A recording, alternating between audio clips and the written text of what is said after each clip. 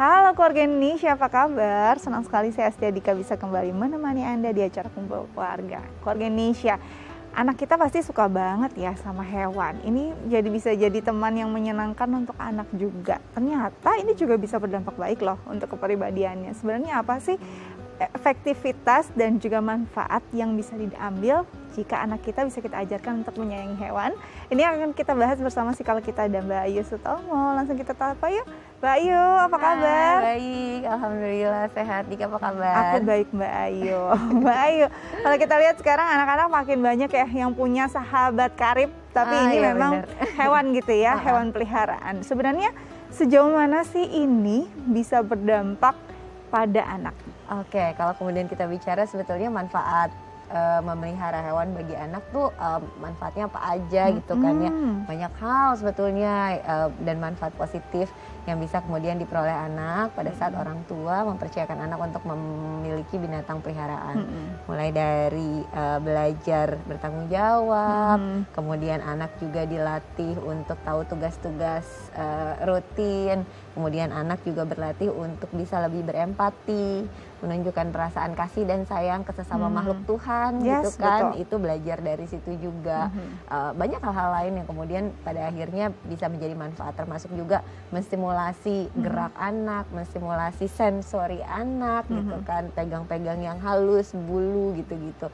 Kemudian juga melatih anak keberanian, ada juga percaya diri. Wah, banyak banget loh ternyata padahal dari kegiatan memelihara hewan ya. Kalau kita bicara tentang hewan, biasanya anak-anak bisa mengenal bentuk ini mungkin di awal kehidupannya di dalam replika gitu kan, boneka gitu ya, benda mati gitu yang kadang mungkin mereka saking gemasnya mereka bisa cubit, mereka bisa ada hal-hal yang mungkin ekstrim gitu bisa mereka lakukan. Tapi saat kita mengenalkan ini adalah makhluk hidup gitu ya. Ini di usia berapa sebenarnya bisa dilakukan? Oke, sebenarnya dari usia dini gitu kayak sekecil mungkin umur 2 tahun, 3 tahun itu sudah bisa loh untuk dikenalkan dengan bahasa misalnya kucing, pus, diusap, lembut gitu. Walaupun dengan kita mencontohkan ya, kemudian walaupun nanti kadang-kala respon perilaku anak belum tentu sama dengan kita karena dia belum mampu untuk mengontrol gerakan motoriknya dengan baik atau dengan tepat. Nah, justru di situ bisa kita pakai untuk melatih motoriknya gitu. Oh, kalau menekan binatang itu segini nekannya pelan-pelan ya gitu. Di situ kan anak sedang terstimulasi untuk membedakan. Kalau nekan benda yang kencang itu begini gitu. Kalau bola nekannya sekencang ini. Kalau binatang nekannya segini ya. Nah, itu kan sebagai salah satu proses belajar bagi anak gitu. Itu dari motorik udah ada tuh ya. Udah ada stimulasi, sudah terlatih, belum lagi dari aspek-aspek yang lainnya. Oke, berarti sebenarnya sudah bisa kita kenalkan di usia 2 sampai 3 tahun itu udah mulai awal nih bisa mengenalkan bahwa yang tadi mungkin objeknya dia hanya melihat itu sebagai benda mati, boneka kucing, boneka anjing, boneka beruang gitu ya. Walaupun kita nggak mungkin pelihara beruang ya. Tapi ini mungkin dia akan mulai memahami bahwa mereka bernafas, mereka hidup, mereka makan, mereka bisa rasain sakit dan itu mungkin perlu bahasa-bahasa yang sesuai pada usianya juga nggak sih Mbak Ayu? Iya benar, mereka makan, mereka bernafas, mereka bergerak ya, dan mereka sesama makhluk hidup, jadi mereka juga perlu untuk disayang. Nah, itu juga menjadi highlight yang bisa kita sampaikan kepada anak-anak bahwa ada makhluk lain loh selain manusia, tapi ada juga ini binatang, dia juga hidup. Kadang-kala kalau misalnya peliharanya hewan peliharaan tuh kan ada yang hewannya melahirkan kemudian ini dicarikan ibunya, ini ada ibunya. Itu bisa juga menjadi bahan diskusi pada anak bahwa iya ya sayang ya, ini tuh lihat disayang sama ibunya, minum susu dengan ibunya. Itu dijadikan bahan komunikasi untuk kemudian menumbuhkan rasa empati pada diri anak. Jadi benar-benar bisa menanamkan empati, apa yang dirasakan kita itu sebenarnya bisa dirasakan juga oleh makhluk hidup lain. Itu penting banget ya Mbak ya. Iya, karena misalnya dia belum dikasih makan, kalau udah agak besar sedikit ya, udah umur usia TK gitu kan, kemudian mulai berlatih untuk dia harus dikasih makan, kalau nggak dikasih makan nanti dia lapar. Iya adek kalau misalnya nggak waktunya makan, mami belum kasih, iya ya lapar, yuk kita kasih makan bareng. Nah, di situ melatih untuk kalau makhluk hidup tidak dirawat, tidak kemudian diberi dirawat, diberi makan, dirawat dengan layak begitulah ya, nanti dia akan merasa tidak enak, tidak nyaman. Kita kalau tidak dirawat, tidak diperlakukan dengan enak juga rasanya nggak enak ya. Iya terus dia berlatih, yuk kita ambil makanannya. Mulai ketika dia ambilin makanan itu melatih dia tanggung jawab. Ini udah pagi sama sore harus taruhin makanan di tempat makannya gitu kan. Nah itu juga udah mulai berlatih di situ. Belum lagi pada saat menuangkannya, menuangkan tuh motorik halus loh, Ya. nggak tumpah-tumpah, Nggak pelan-pelan mengukur rapi energi gitu ya. Terus kalau kemudian harus bersihin litter boxnya, kotor bau, itu melatih sensorinya juga gitu. Jadi Aduh, sebenarnya banyak banget dari sebenarnya. rangkaian aktivitas banyak yang bisa dilakukan. Seru banget loh sebenarnya. Wah, kayaknya banyak yang bakal kita bahas, tapi kita harus jeda dulu ya Mbak Yu ya. Oke. Nah, Keluarga Indonesia jangan kemana-mana, tetap bersama kami di Kumpul Keluarga.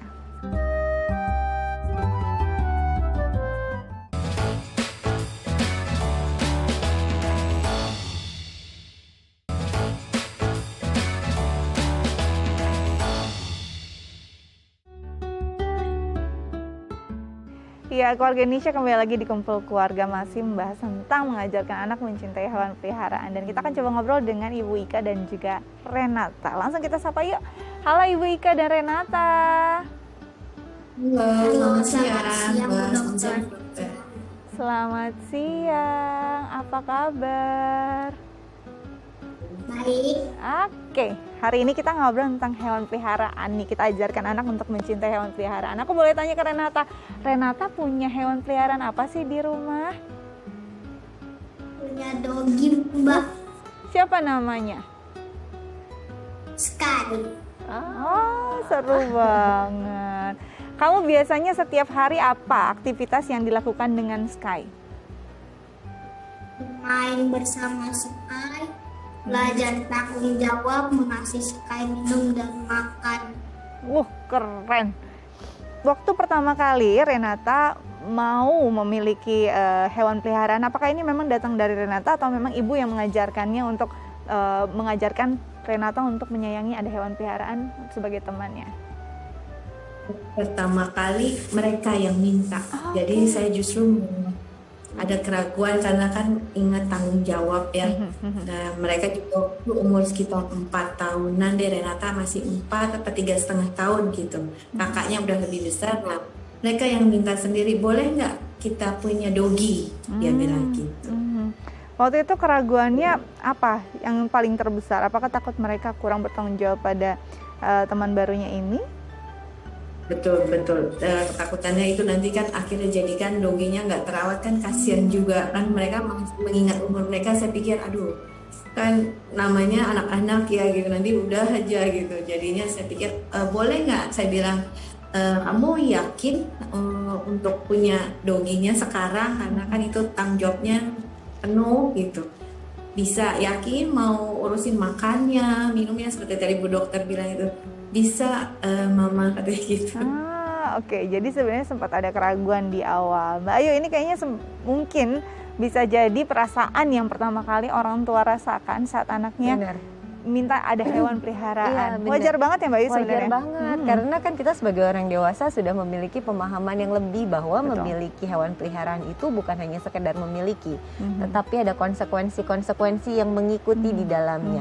Kemudian kita juga melihat usia anak kita, sanggup enggak. Nanti kalau misalnya kita tidak bisa memenuhi konsekuensi-konsekuensinya, yang bukan hanya material saja loh, berupa harus siapin makanan, kandang yang layak, memberi vaksinasi, bawa ke dokter, Betul. tapi juga harus diajak main supaya nggak stres. Siapa yang akan teratur memberikan makan, siapa yang akan teratur memandikan juga membersihkan kotorannya gitu.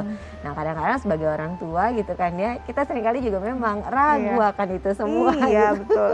Renata, berarti Renata tiap hari bantu mami atau malah ngurus sendiri Sky ya? Apa aja sih biasanya Sky itu makan berapa kali sehari? 2 kali. 2 kali. Sky paling suka kalau misalkan beraktivitas main sama Renata tuh main apa? Main bola Mbak. Nah, mami, ini pernah nggak sih harus menghadapi anak yang terlampau sedih saat hewan peliharaannya sakit? Kebetulan Renata sih sama kakaknya nggak terlalu sedih, cuma maksudnya gini, tetap bawa mereka ikut ke dokter waktu itu, anterin saya ajak, jadi tahu kayak sakitnya apa, karena kan butuh proses. Jadi untuk minggu pertama perawatannya seperti apa, terus disuntik lagi sama dokternya, terus mereka juga ikut membantu ingetin minum obat udah belum ya, itu tanggung jawabnya itu. Kan pakai ini ya kepala gitu supaya jangan garuk-garuk istilahnya. Karena kan waktu itu kena jamur atau apa tapi udah agak parah istilahnya. Nah jadinya mereka harus pay attention untuk lebih ngeliatin sky. Kalau yang untuk membungkus kepalanya itu copot, mereka buru-buru pakein lagi gitu supaya skynya jangan copot gitu. Oke, jadi penting banget sebenarnya mengajarkan tadi bukan cuma tanggung jawab, kesadaran anak pada kondisi si hewan peliharaan ya Mbak Ayu ya.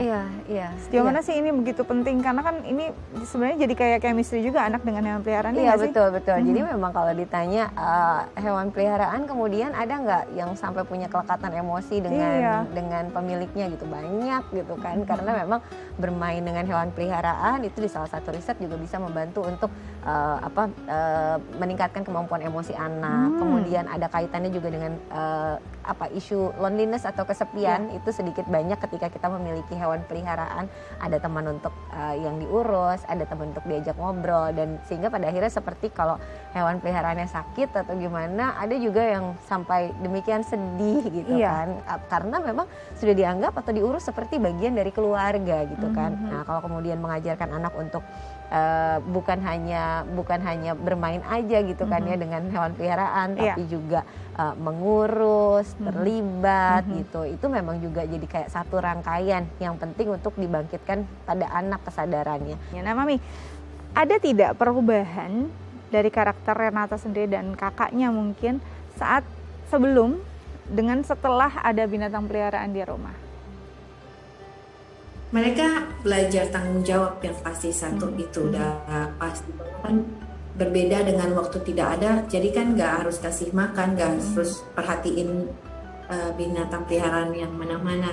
Dan sejak ada mereka jadi oh iya kami harus misalnya udah kotor sekalinya harus dimandiin. Itu udah berasa udah perubahan perhatian pada lingkungan sekitar.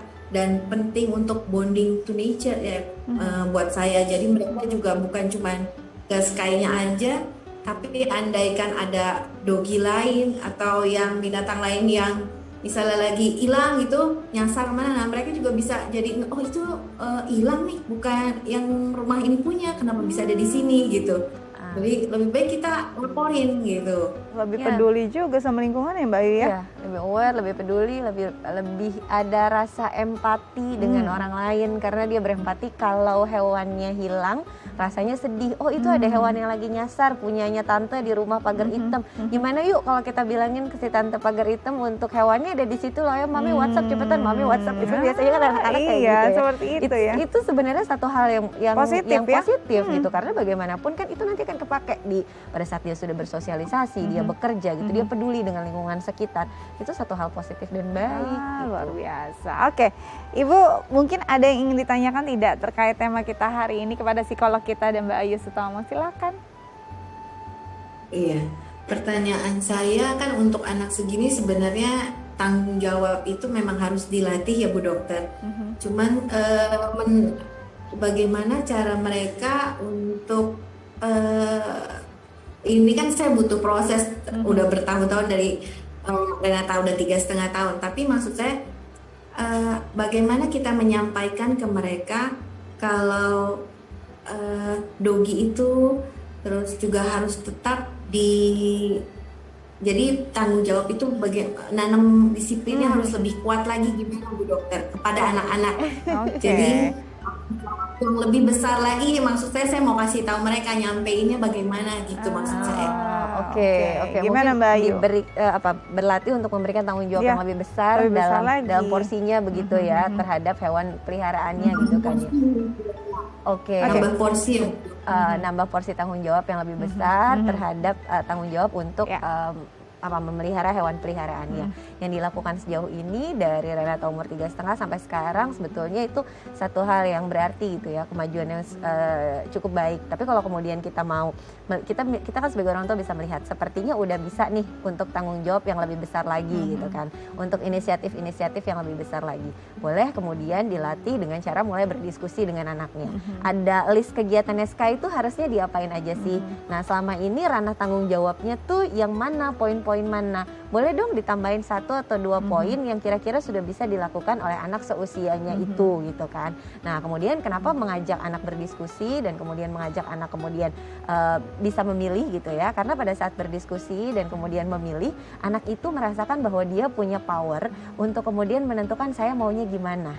Nah ketika anak muncul insight dari dalam diri dia sendiri, saya yang menentukan, saya yang memilih, maka tanggung jawab atau willingness untuk melakukan itu umumnya akan jadi lebih besar. Sehingga dia ngerasa bahwa oh ini saya yang milih nih ngelakuin ini. Sehingga saya pilih jadi akan saya lakukan. Sehingga pada saat orang tua nantinya misalnya ada yang snap dikit gitu, lewat dikit gitu kan anaknya, kita bisa langsung bilang bahwa iya kemarin kan yang milih poin ini siapa? Oh iya aku. Nah mau lakuinnya jam berapa? Oh jam segini.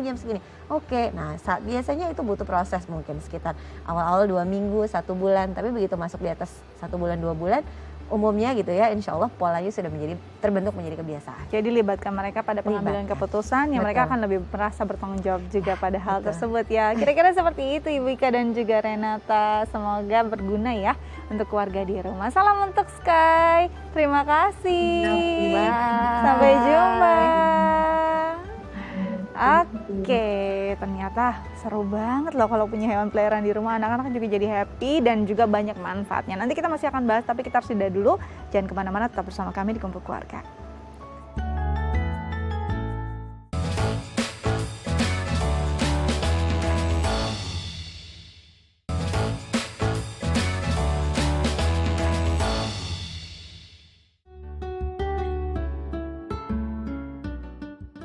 Ya, keluarga Indonesia kembali lagi di Kumpul Keluarga. Masih membahas tentang mengajarkan anak menyayangi hewan peliharaan. Bayu tadi kalau bicara tentang chemistry, ada sebagian anak, mungkin anakku di rumah juga ya, saat kucingnya sakit, saat kucingnya hilang aja berapa jam gitu, nggak balik ke rumah tuh udah bisa nangis, meraung-raung, merasa kayaknya aduh dunia mau runtuh gitu ya. Ini bagaimana ya Mbak? Apa yang harus dilakukan orang tua saat mendapati anaknya memang sedekat itu dengan hewan peliharaan? Ini sebenarnya baik ya, tapi perlu ada pengontrolan emosi nggak sih di sini? Iya betul gitu. Jadi sebenarnya salah satu manfaat memelihara hewan peliharaan itu adalah mengajarkan anak tentang kelekatan. Kemudian juga pada saat ada satu hal yang tidak diinginkan, misalnya hewan peliharaannya harus pergi meninggalkan, baik itu hilang atau meninggal karena sakit gitu kan. Di situ juga sebenarnya orang tua sedang mengajarkan anak untuk melewati proses duka atau proses kehilangan. Latihan itu juga bisa. Kenapa? Karena sebetulnya kan demikian melekat kan antara anak kita dengan hewan peliharaannya. Kalau sedihnya bisa sedih banget wajar. Kemudian raung-raung gitu kan, sedih sekali wajar gitu kan ya. Dia sangat sedih karena memang ada kelekatan secara emosi antara dia dengan teman yang biasa diajak main gitu kan. Nah kemudian harus seperti apa gitu kan. Seperti halnya kalau misalnya memang hewan peliharaannya meninggal gitu kan ya. Seperti halnya menemani orang terdekat dalam proses duka gitu. Tahapan kedukaannya juga sama, mulai dari yang ada anger, marah, kemudian denial, kemudian bargaining, bisa juga sampai depression atau pada akhirnya sampai ke acceptance. Nah itu juga bisa terjadi pada saat anak kita kehilangan hewan peliharaannya. Lalu harus apa pada saat seperti itu gitu kan? Ya temani dan terima perasaannya. Pahami bahwa oh ya sedih ya kehilangan teman bermain. Setiap hari ada, sekarang jadi nggak ada. Oh iya, Mami paham perasaannya sedih. Kalau masih mengingat, masih apa gitu kan, itu wajar sekali kita temani, kita dampingi. Kadang-kadang juga, iya Ma harusnya waktu itu kita bawa ke dokter, kita ini gitu. Itu juga diterima perasaannya, oh iya ya, merasa menyesal ya gitu karena kita telat bawa ke dokter atau apa segala macam. Nggak apa-apa, diterima, didampingi, dengarkan kalau misalnya memang anak masih mempunyai punya berkeluh kesah tentang situasi itu, nggak apa-apa didengarkan, diterima gitu kan. Kemudian kalau anak sudah insight-nya bisa diajak berbicara lebih baik, baru mulai diajak bicara tentang oh ya dia sudah happy gitu kan. Tapi itu ketika sudah diterima ya perasaannya, melihat insight yang lebih positif dari itu.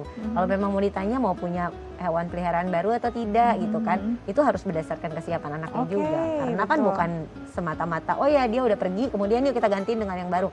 Ya nggak seperti itu juga gitu, nggak seperti itu. Karena anak juga kadang-kala masih punya kelekatan emosi yang mendalam dengan si hewan peliharaannya ini. Kalau mau menggantikan ya tanya kepada anaknya, sudah siap untuk digantikan belum? Mau pelihara yang baru belum? Kalau mau ambil dari teman atau mau beli. Nah itu semua anak dirundingkan. Kalau anak rasa aku belum siap Mami untuk punya hewan peliharaan Mhm. lagi, ya hargai anak gitu. Oke, hargai karena itu adalah bukan benda mati, itu adalah Iya, kayak benar. soulmate-nya juga gitu ya. Nah Mbak Ayu, kalau kita lihat mungkin orang tua di rumah, wah ternyata bagus ya kalau punya hewan peliharaan dampaknya untuk anak. Tapi jika ini keinginannya bukan dari anak, anak belum punya pikiran untuk memiliki, bisa nggak sih kita latih untuk menghadirkan hewan peliharaan? Bisa, tapi yang jelas orang tua harus mengambil tanggung jawab untuk melakukan Oh, ya. pemeliharaan dengan bertanggung jawab ya. Jadi anak itu kan sedikit banyak akan mencontoh apa yang kemudian dilakukan oleh orang tuanya. Kemudian orang tua memberikan stimulasi kalau memang kita ingin punya anak yang memiliki kecerdasan naturalistik baik gitu, artinya dekat dengan alam, dekat dengan hewan peliharaan, itu kan namanya salah satu bentuk stimulasi. Mendekatkan anak untuk nggak jijik, nggak takut, berani memegang, berani membelai, kemudian mengajarkan anak untuk bertanggung jawab dengan memberikan contoh dan melibatkan. Itu jadi sumber stimulasi bisa. Tapi kalau kemudian kita merasa bahwa ternyata anak saya adalah individu yang berbeda dengan saya. Kalau saya suka banget hewan peliharaan, ternyata anak saya kok kayaknya biasa-biasa aja, dan kemudian nggak tertarik untuk mengambil peran dan tanggung jawab, kemudian nggak suka juga mendapatkan kelekatan dengan hewan peliharaan. Ya nggak apa-apa, itu kan adalah bagian dari yang berbeda gitu. Tapi tampillah sebagai orang dewasa yang bertanggung jawab, yang ketika memang kita berniat untuk memperkenalkan, kalau memang anak merasa biasa saja, kita tetap punya tanggung jawab untuk merawat hewan peliharaan tersebut dengan baik begitu. Oke, bagaimana kalau kita justru mendapati anak kita ini adalah anak yang suka sekali menyakiti hewan peliharaan? Ini apa yang harus kita lakukan pertama kali untuk paling tidak, kalau tadi mungkin di awal-awal pasti kita bisa mengenalkan itu ini makhluk hidup dan segala macam. Kalau itu tidak bekerja dengan baik, gimana nih Mbak Ayu? Apakah kita harus justru menjauhkannya atau memang kita butuh proses untuk dia benar-benar harus aware dengan perintah? Oke, jadi kalau anaknya suka banget gitu ya? Iya, suka banget menyakiti justru. Oke. Itu gimana oke. ya? Iya ya, suka banget untuk menyakiti, sebetulnya harus ditanya, harus dilihat gitu. Menyakitinya karena apa? Satu, karena emang dia nggak tahu treatnya gimana, atau kan masih kecil itu kan emang dia belum bisa mengontrol impuls dorongan motoriknya. Jadi itu diajarin gitu kan. Tapi kalau kemudian dia memang punya tendensi atau niat gitu kan untuk kemudian menyakiti, dan kelihatannya kok happy banget gitu dengan menyakiti hewan peliharaan, tuh sebenarnya harus dilihat lebih dalam lagi sih. Motifnya apa sih gitu. Ngobrol dengan anak, berdiskusi bisa, kemudian ditanya, kenapa sih? Apa sih yang kamu dapatkan dari menyakiti itu? Perasaan apa yang kamu dapatkan? Nah, kalau kemudian memang orang tua tidak bisa untuk, bisa saja dia menyakiti, habis itu dia dimarahin sama orang tuanya.